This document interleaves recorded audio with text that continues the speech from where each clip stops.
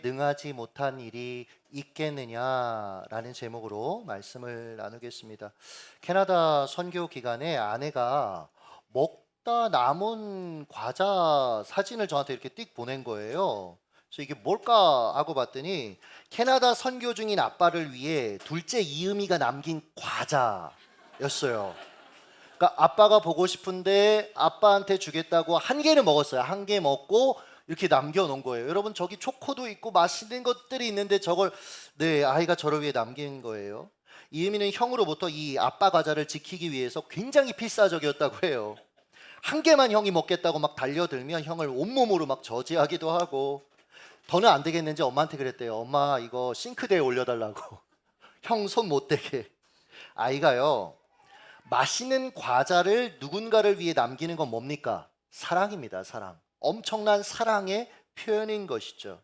오늘 우리가 살펴볼 아브라함도 그랬다라는 것을 말씀드리는 겁니다. 자신을 방문한 하나님과 두 천사에게 좋은 음식을 대접했어요. 이 모습을 제가 캐나다 선교 기간에 묵상하는데, 아브라함과 즐겁게 교제하시는 하나님, 환하게 웃으시는, 대화하시는 하나님의 모습이 막 연상되는 거예요. 아브라함도 여러분 하나님과 식탁의 교제가 즐거웠을 겁니다. 맛있는 음식이 주는 기쁨도 있었을 거예요. 그렇잖아요, 여러분. 맛있는 음식 먹으면 왜 이렇게 맛있어? 이러면서 드시진 않잖아요.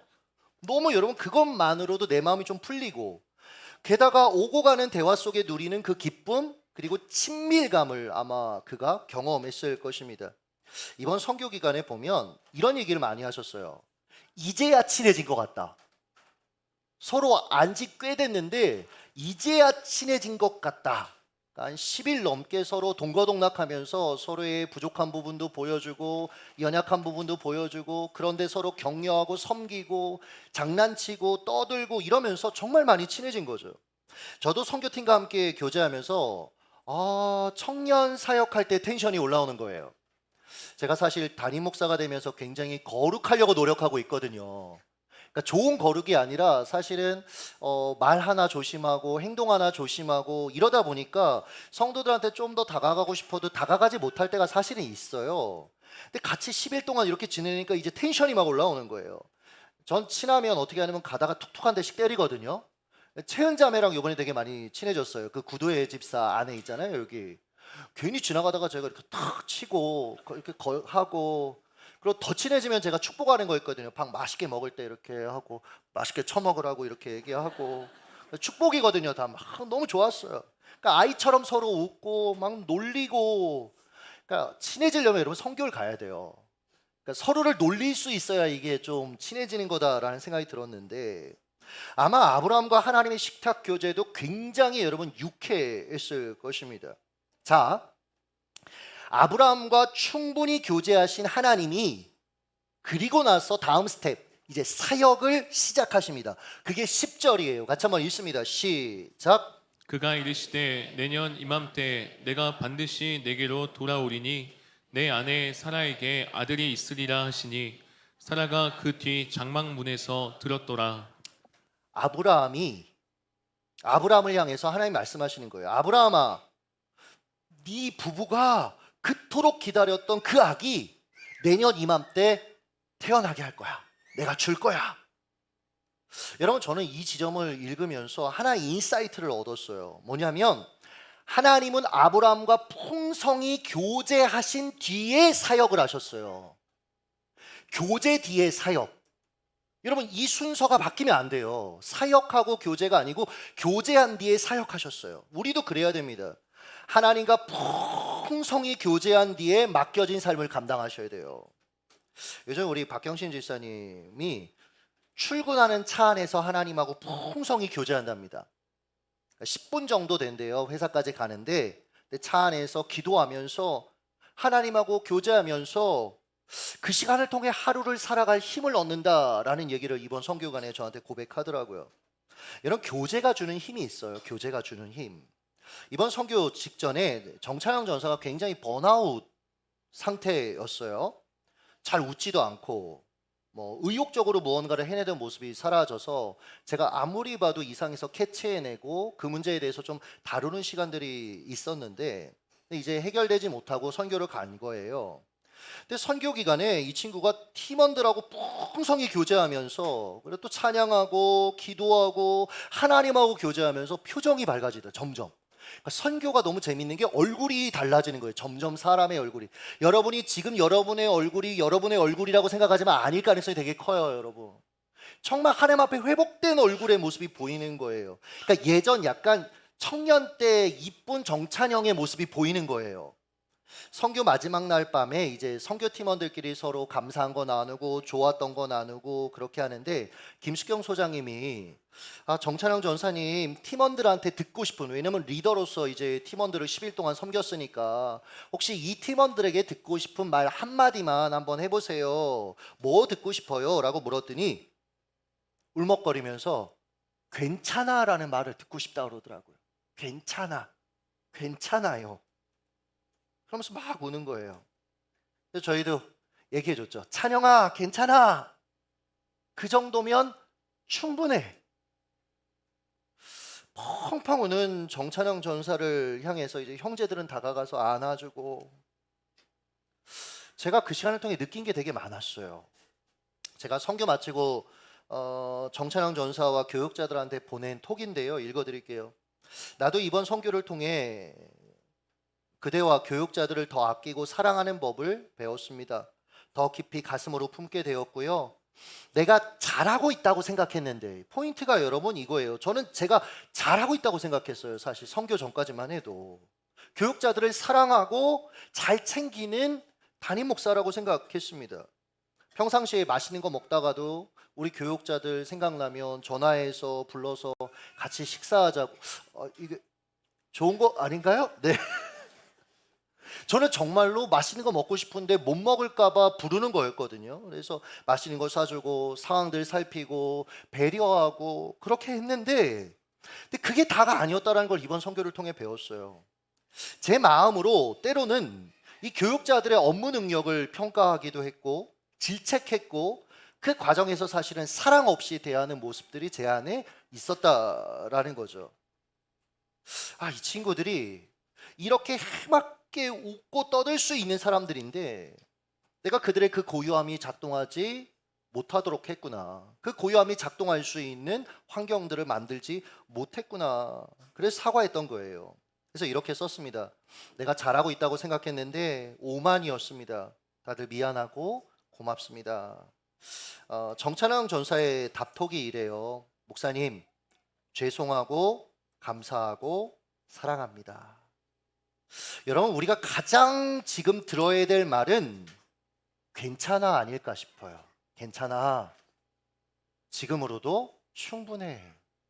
여러분, 이 시대가 어때요? 계속해서 조금 더 하면 돼, 조금만 더 하면 돼, 조금만 더 열심을 내봐. 그것도 피곤한데 우리의 내면은 한 수 더 뜨죠. 계속해서 자신을 재단하고 평가하고 밀어붙이고 부족하다고 얘기하고, 내 외로 여러분 우리의 삶에 쉴 수가 없어요. 숨을 쉴 수가 없어요. 여러분, 하나님께서 우리에게 주시는 마음이 뭘까요? 더 좀 해봐. 아니에요, 여러분. 괜찮아. 지금으로 충분해.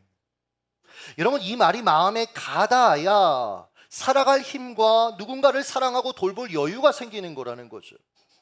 이번 선교 기간에 런던 가스펠 교회를 담임하시는 정요한 목사님, 풍성한 교제를 저희와 함께 하셨거든요.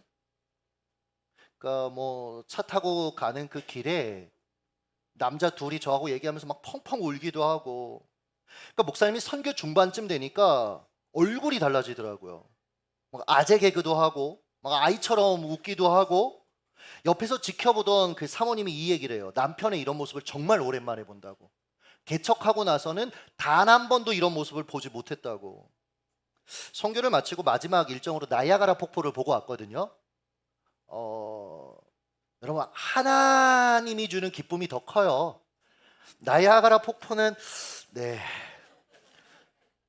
그것만을 보기 위해선 가시지 않았으면 좋겠고요. 선교하기 위해서 가셨으면 좋겠는데, 근데 좋긴 좋았어요. 좋았는데 그 나이아가라 폭포 앞에서 목사님이 저한테 그러시더라고요. 한동안 레고 조립을 했대요. 그 이어폰 노이즈 캔슬링 하는 거 있잖아요. 다 막는 거 탁 끼고, 그리고 아들 레고 가져와서 그거를 막 만들고 있더래요, 본인이. 왜 그랬을까 직면해 봤더니 그래서 개척을 한 뒤에 뜻대로 되는 게 하나도 없는 거예요. 그리고 열심히 했는데 거기에 대한 어떤 열매가 없는 거예요. 근데 레고는 어때요? 시간을 투자한 만큼 완성되는 거죠. 뭔가 성취감을 누릴 수 있는 거죠. 그 말을 하는데 그의 고단함이 막 느껴지는 거예요. 그런데 이분이 선교팀과 교제하면서 마음의 회복이, 또 말씀 들으면서 마음의 회복이, 예배하면서 마음의 회복이 일어난 거죠. 지금 교제 이전에 사역하면 안 된다는 말씀을 제가 계속 드리고 있는 건데요. 경신 집사님이 마지막에 선교 마치면서 저한테 그러더라고요. 목사님, 낙도 선교 가야 되겠습니다 그러시더라고요. 그러니까 선교를 하면서 예배하면서 섬기면서 마음에 더 사역하고 더 섬기고 싶은 의욕이 생긴 거죠. 캐나다가 아니라 이제는 낙도도 가고 싶다. 물론 사장님이 안 된다고 해서 가지 못하게 됐지만 그런 마음이 생긴 거예요. 제가요, 이번에 우리 남자 집사님도 얼마나 바쁘게 사는지 옆에서 정말 실감했어요. 새벽 2시만 되면 박희수 집사님하고 박경신 집사님하고 같은 방을 썼거든요. 근데 한 2시 반 되면 이제 계속 연락 오는 거예요. 계속 업체들한테 연락 오고 또 전화 오고. 그러니까 그 시간 되면 전화 받으시는 거죠. 그러니까 명절이 살린 거예요, 어떻게 보면. 경신 집사님은요, 명절 직전에 단 하루에 300통 이상의 전화를 받았어요. 1분 단위로 계속 얘기하더라고요. 목사님, 여기 와서 너무 좋아요. 회사에서 받는 스트레스와 부담감이 없어요. 이제 돌아가면 다시 일할 수 있을 것 같아요. 말단 직원이 아닙니다. 이제 본인 위에 사장님 외에 없어요. 그런데 여러분, 힘들어요, 누구나. 저 자리에 가면 편하겠지. 여러분, 인생 그렇지가 않은 거죠. 혹시 여러분 다시 살아갈 힘을 얻고 싶으십니까? 그렇다면 선교로. 자, 이제 사라의 반응을 살펴봅니다. 12절 같이 한번 읽습니다. 시작. 사라가 속으로 웃고 이르되 내가 노쇠하였고 내 주인도 늙었으니 내게 무슨 즐거움이 있으리요. 보세요. 지금 사라는 안 되는 조건만 생각하고 있어요. 그렇잖아요. 나는 이제 늙어서 더는 아기를 가질 수 없어. 생리가 끊어져서 더는 나는 아기를 가질 수가 없어. 내 현실이 더는 나아질 수 없는 이유만 묵상하다가 믿음을 상실한 이 사라의 모습을 보면서 여러분, 제 모습이 보이더라고요. 여러분의 모습 아닙니까, 이 모습이? 사랑하는 여러분, 힘든 현실을 묵상하지 마십시오. 독초는 씹으면 씹을수록 독이 나와요, 여러분. 힘든 현실을 곱씹으면 곱씹을수록 여러분 결국 우리를 파괴하고 무너뜨리는 겁니다. 제가 가끔 말씀드리죠. 형편만 생각하다가 형편없는 사람이 된다고요. 사라도 그랬던 겁니다. 힘든 현실만 묵상하다가 믿음을 지금 상실한 거예요. 그러니 내가 노쇠하였고, 즉 삶의 소망을 다 잃고 무기력하게 지금 살아가고 있는 겁니다. 내게 무슨 즐거움이 있으리요? 게다가 삶의 기쁨을 상실한 채 그냥 하루하루 그냥 시간을 때우며 살고 있는 거예요. 아마 입버릇처럼 사라가 남편한테 이렇게 얘기했을걸요. 그냥 이렇게 살다가 죽는 거지 뭐. 그냥 이렇게 살다가 끝나는 거지. 인생 뭐 더 있어? 사라도 처음부터 이렇게 반응하지는 않았을 거예요. 자식을 주시겠다는 하나님의 약속에 소망과 기대로 반응했던 시기가 여러분 있었습니다. 우리 계속 살펴보고 있잖아요. 그래서 약속이 이루어질 때를 인내함으로 기다렸습니다. 그런데 자신이 정한 그 데드라인을 넘어서자 조급해졌죠. 그리고 자기의 방법으로 문제를 해결하려고 나섰습니다. 이 과정에서 예상하지 못했던 아픔, 갈등, 어려움들을 겪어요. 깨지는 것들을 겪습니다. 그 결과 어떻게 된 거예요? 지쳐버린 거예요, 여러분. 자기 인생이 너무 초라하게 느껴지는 거예요. 그래서 하나님의 말씀이 더는 내게 희망으로 느껴지지 않는 상태에 빠지게 된 겁니다. 심지어 하나님의 말씀에 냉소적으로 반응하고 있죠. 12절 사라가 웃고. 여러분, 이 웃음 무슨 웃음입니까? 비웃음이에요. 비웃음. 뭐가 그래? 아기가 태어난다고 나한테? 뭐가 그래? 지금 내 꼴 좀 보라고. 그녀는 더는 하나님을 향해 소망을 품을 마음의 여유가 없는 거예요. 그러나 이런 태도는 여러분 자신의 상황을 더 최악으로 만들 뿐이라는 걸 꼭 기억하셨으면 좋겠습니다. 왜냐하면 자신의 삶에 유일하게 개입하시고 은혜 주실 수 있는 하나님을 향해 등을 돌리는 행위이기 때문에 그래요.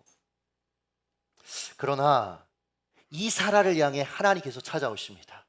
그리고 은혜 베푸세요. 참 좋으신 하나님. 당신의 말씀으로 그녀의 내면과 그녀의 잘못된 생각을 깨트려 버리십니다. 그게 13절 14절이에요. 같이 읽습니다. 시작. 여호와께서 아브라함에게 이르시되 사라가 왜 웃으며 이르기를 내가 늙었거늘 어떻게 아들을 낳으리요 하느냐 여호와께 능하지 못한 일이 있겠느냐 기한이 이를 때에 내가 내게로 돌아오리니 사라에게 아들이 있으리라. 할렐루야. 여호와께 능하지 못한 일이 있겠느냐? 우리도 여러분 이렇게 해야 합니다. 마음에 부정적이고 어두운 생각들이 작동할 때 진리의 말씀을 여러분 자신에게 이 말씀을 여호와께 능하지 못한 일이 있겠느냐 선포하셔야 된다라는 거예요. 자아가 내게 말하는 그 말들을 듣는 것을 멈추고 자아에게 하나님의 말씀 진리를 설교하셔야 합니다. 지금 사라는 자기가 인생의 주어라고 자처하고 있어요. 그래서 이렇게 말한 거예요. 내가 늙었거늘 어떻게 아들을 낳으리요. 내가 늙은 나, 아기를 가질 수 없는 나만 지금 묵상하고 있어요. 그런데 하나님이 아니라는 겁니다. 하나님을 인생의 주어로 선포하라고 하세요. 여호와께 능하지 못한 일이 있겠느냐? 여러분 우리는 이 사이에서 여러분 오고 가는 거예요. 나를 인생의 주어, 내 형편을 인생의 주어로 삼을 건지 아니면 하나님의 능력을 인생의 주어로 삼을 건지 여러분 우리도 선택해야 되는 거예요. 사라의 관점으로 보면 그녀의 논리는 틀린 생각이 아닙니다. 여러분 낙심해야 될 이유가 맞죠. 지금 모든 상황들이 늙었고 이제 더 이상 생리도 하지 않고 그녀가 우울할 수밖에 없는 타당한 근거가 있어요. 여러분 그래서 하나님은 그녀에게 내가 네 끊어진 생리 문제 해결해 줄게 라는 식으로 접근하지 않으셨습니다. 이게 포인트예요. 하나님은 문제 해결 방법이 아니라 여호와께 능하지 못한 일이 있겠느냐? 즉 하나님을 바라보라고 도전하고 계시는 거예요. 사라야, 네 시선을 너 문제가 아니라 나로 옮기렴. 믿음의 사람들은요 좋은 문제 해결 방법을 알아서 승리한 게 아니더라고요. 하나님을 붙잡고 문제를 뛰어넘은 것입니다. 그러므로 여러분 인생은 시선 처리가 너무 중요해요. 시선 처리. 상처가 많은 사람들을 보면요 되게 과거의 시선이 머물러 있더라고요. 내가 겪은 과거의 어떤 사건, 아픔, 슬픔 여러분 계속 묵상해 보십시오. 여러분 그럼 점점 더 우울해질 거고 점점 더 원한에 사로잡힐 거고 결국 그 독이 내 삶을 쓰러뜨릴 거예요. 반면에 아픔과 슬픔을 겪었지만 그 상처가 내 인격과 삶에 영향을 거의 미치지 못하는 그런 분들을 보면요 이들은 상처를 안 받아서 안 받는 성격을 소유하고 있어서가 아닙니다. 내가 받은 상처가 아니라 미래를 여시는 하나님, 인도하시는 하나님께 시선을 두고 소망 가운데 살았기 때문에 그러한 인생을 살 수 있는 것이 우리도 그래야 됩니다. 문제와 상황이 아니라 하나님을 바라보아야 합니다. 이번 선교기간 가스펠교회를 위해 기도하는데 제가 처음에 갔더니 교회에 어려움이 있어서 개척교회는 좋은 성도들이 안 오거든요. 제가 늘 하는 얘기지만 뭐 분리개척해서 좀 좋은 교회에서 이렇게 분리개척했다 하면 거긴 좋은 성도들이 가요. 왜냐하면 기존에 좋은 공동체에서 나왔기 때문에 갑니다. 그래서 그런 공동체는 그냥 뭐 개척하면 6개월 300명 이렇게 모인다 하는데 사실 이건 여러분 제가 보기에 개척이 아니에요. 이건 그냥 교회를 잘 세워가는 거고 정말 센 개척은 좋은 성도들이 안 옵니다. 성도들 마음도 이해가 돼요. 뭘 믿고 그 교회에 가겠어요. 그러니까 그 캐나다 런던에 있는 가장 상처받은 그리고 모든 교회를 다 이미 섭렵한 분들이 이제 오시는 거예요. 그러니까 거기서 정말 이제 서로 힘들게 하고 아프게 하고 그래서 교회가 저희가 가기 전에 6월 달에 다 깨진 거예요. 1년 6개월밖에 안 됐는데 성도들도 다 지쳐있고 목회자들도 다 지쳐있고 제가 말씀 전하고 기도하면서 한 가지 성경 구절이 떠올라서 그들에게 선포했었어요. 누가복음 5장 5절 여러분이 한번 읽어주시죠. 시작. 시몬이 대답하여 이르되 선생님 우리들이 밤이 새도록 수고하였으되 잡은 것이 없지만은 말씀에 의지하여 내가 그물을 내리리이다 하고. 아멘. 우리들이 밤이 새도록 수고하였으되 잡은 것이 없지만은 당시 가스펠 교회의 모습이었어요. 그리고 이게 여러분 우리의 실존 아닙니까? 그들을 보면서 이런 생각이 들었어요. 의욕적으로 감행한 이민이었습니다. 그런데 가정은 깨지고 자녀와는 멀어지는 거예요. 기러기 아빠로 애들 서포터하고 이제 애들하고 살겠다고 왔는데 애들은 아빠하고 대면대면하고 아빠하고 공감이 안 되고, 근데 아빠는 자꾸 뭐라고 얘기하니까 점점 아빠하고 관계가 안 좋아지고 너무 마음이 아프더라고요. 한국에서 누리던 지위와 삶을 더는 누릴 수 없어요. 거기 가면 허드렛 일만 하면서 살아가는 거죠. 그 엘리트들이. 하나님이 감동하셔서 좋은 조건 다 거절하고 캐나다 런던에 개척했는데 사역의 열매는 없고 계속 어려움만 더하는 거예요. 지치죠, 여러분. 왜 안 지치겠습니까? 우리라고 여러분 다릅니까? 의욕적으로 시작한 사업입니다. 근데 수년째 헉헉거리며 버티기만 하고 있는 거예요. 일상의 모든 것을 정지하고 시험에 매달렸지만 올해도 탈락의 고배를 마시는 거예요. 이 낙심된 상황에서 예수 믿는다는 건 무엇인지 아십니까? 말씀을 의지하여 내가 그물을 내리리이다. 밤새도록 수고해서 잡은 것이 없지만은 그러나 그 말씀을 의지합니다. 그 말씀을 의지하여 그물을 내리리이다. 할렐루야. 기억하십시오. 인간의 한계의 상황은 하나님의 능력이 내 삶에 임하는 시작점이 됩니다. 나의 끝이 예수의 시작입니다. 그러니 여러분 속단하지 마세요. 끝장이다. 내 자녀는 다른 애들보다 부족하다. 나는 실패자다. 네, 나는 그런 존재일지 모릅니다. 내 상황은 그럴지 모릅니다. 그러나 말씀을 의지하여 여러분 그물을 내려보십시오. 주님이 일하시잖아요. 여러분 다 허탕친 그곳에서 그물이 찢어질 정도의 고기들이 여러분 올라오는 거예요. 놀라운 삶의 열매들을 맛보게 되는 거예요, 여러분. 이게 여러분 크리스천의 삶의 비결 아니겠습니까? 말씀을 맺도록 하겠습니다.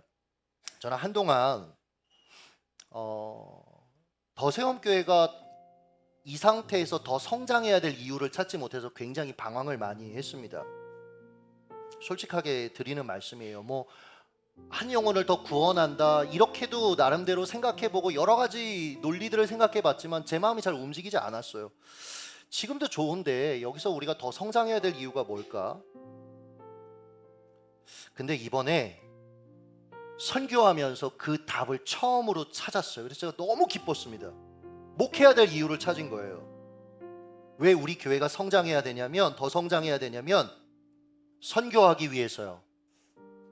이게 저한테 딱 왔습니다. 우리 교회만 생각하면 지금으로 충분합니다, 여러분. 근데 선교하려면, 더 많은 교회들을 세우려면, 더 많은 아파하는 이들을 세우려면, 깨진 이들을 회복시키려면 우리는 양적으로 질적으로 성장해야 합니다, 여러분. 선교하면 물질도 필요하고요.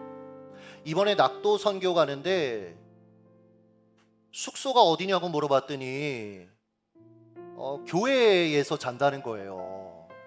그리고 차가운 물밖에 없대요. 지금 이제 처음 들어요, 그 얘기. 이번에 가는 친구들. 그렇군요. 차가운 물밖에 없대요. 근데 제 마음이 너무 안 좋은 거예요. 그래서 제가 얘기했어요, 목사님께. 목사님, 펜션 빨리 알아봐라. 없대요. 근데 우리 이수왕 전사 또 장난 아니게 이런 거 검색 잘하죠. 착착착 있습니다 하고 바로 보여주는 거예요. 꽤 금액은 들더라고요. 근데 제가 추진하라고 그랬어요. 왜냐면 돌아와서 다시 우리 성도들 일상 살아야 되는데 거기서 막 찬물로, 물론 그것도 너무 감사한, 정창환 집사님이 아빠가 아까 그랬대. 거기 가서 고생 좀 해야 되는데 좋은 펜션으로 바뀌어서 좀 섭섭하다고. 알아서 이따 얘기하세요. 그러니까 여러분 선교라는 건 물질이 필요해요. 그러니까 우리 교회는 더 성장해야 됩니다. 여러분 재정적으로도 성장해야 되고요. 사람이 필요해요. 선교는 여러분들이 나가셔야 됩니다. 근데 한 사람이 계속해서 나가면 여러분 그분 일상 못 살아요. 그러니까 여러분 우리는 정말 성도들이 더 많아져야 돼요. 훈련돼서 정말 서로 사랑해서. 이번에 가스펠교회 사역자들이 계속 얘기했어요. 이렇게 훈련된 성도들, 이렇게 서로를 세우는 성도들 위로가 된다고. 위로가 된다고. 그 교회 성도들도 보면서 많이 배웠어요. 그러니까 여러분 더세움교회는 양적으로 질적으로 성장해 가야 돼요. 처음으로 기도했습니다. 하나님, 교회를 성장시켜 주세요. 제가 이 기도를 안 했었어요, 사실은. 한편으로 제 안에 있는 두려움을 직면했습니다. 지금까지 잘 성장해 왔거든요. 제로에서 시작한 목회자잖아요, 저는. 근데 잘 성장해 왔어요. 근데 이번에 기도하면서 어느 순간에 성장이 멈출까봐 두려워하는 마음이 있고, 그래서 지금으로 충분하다라고 생각하는 부분이 있더라고요, 거기에. 그래서 제가 하나님 앞에서 믿음으로 선포했습니다. 여호와께 능하지 못한 일이 있겠느냐? 말씀에 의지하여 내가 그물을 내리리이다. 한 주간 여러분의 시선을 하나님께 고정하셨으면 좋겠습니다.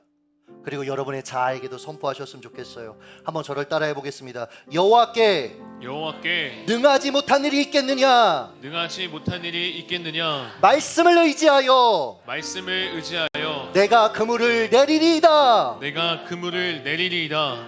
승리하시길 예수님의 이름으로 축복합니다. 기도하겠습니다.